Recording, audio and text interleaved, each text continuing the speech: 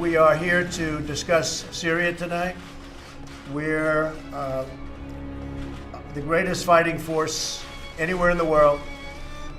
These gentlemen and ladies are incredible people, incredible talent, and we're making a decision as to what we do with respect to the horrible attack that was made near Damascus. And it will be met, and it will be met forcefully. Now, breaking news this hour, a stark warning from President Trump to Russia: get ready. In an early morning tweet, Mr. Trump said this: get ready, Russia, because they will be coming nice and new and smart. You shouldn't be partners with a gas-killing animal who kills his people and enjoys it. This warning on Twitter, it comes after Moscow threatened swift retaliation against any potential U.S. airstrikes in Syria on Monday. The president promised some sort of decision within 48 hours following an apparent chemical attack near Damascus. Activists say dozens of civilians were killed.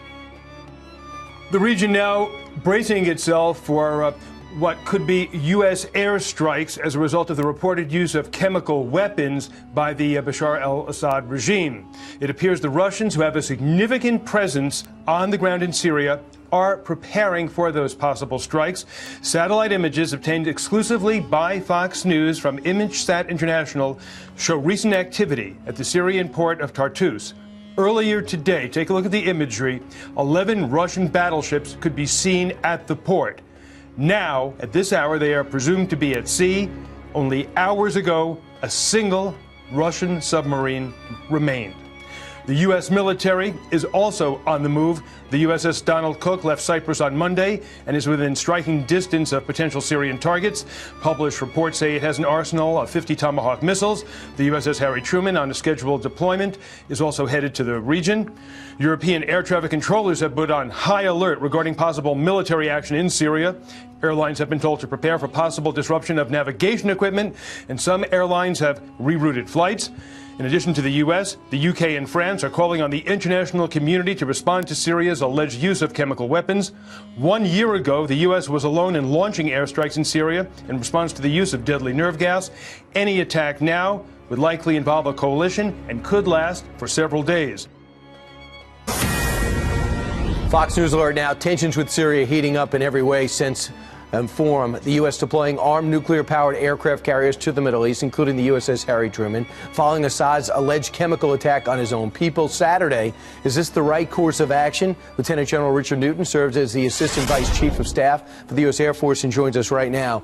First off, General, great to see you. This would be your branch that's going to be heavily depended on to inflict the damage. Does it bother you that we've waited since Saturday to act, because word is that Syria is moving their assets to the Russian bases? Good morning, Brian. It's good to be with you again. Not particularly. I believe that the president has been huddling with his national security team, particularly his U.S. military leaders, and certainly with Secretary Mattis, to go over a range of options that could be as simple as what we did with the 59 TLAM strikes, the Tomahawk land attack missile strikes we did back on 7 April 2017, to a more robust air campaign.